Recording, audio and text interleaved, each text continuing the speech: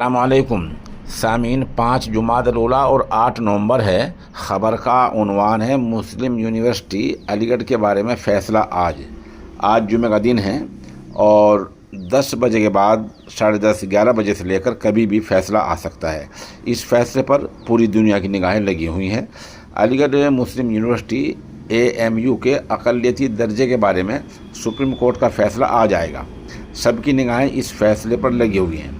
Chief justice DY Chandrachud, justice Sanju Khanna, justice Suryakant, justice JP Pardiwala, justice Dipankar Datta, justice Manoj Mishra और justice Satish Chandra Sharma पर मुश्तमिल supreme court की आईनी बेंच ने फरीक़ैन के दलाइल सुनने के बाद फ़ैसला महफूज रख लिया है।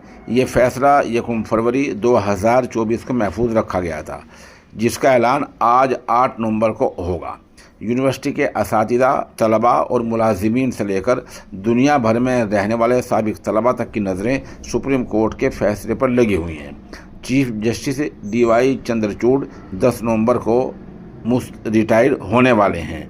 आपको बता दें, फ़ैसला ये आना है कि मुस्लिम यूनिवर्सिटी का अक़लियती दर्जा बहाल रहेगा या ये दूसरी यूनिवर्सिटी की तरह हो जाएगी।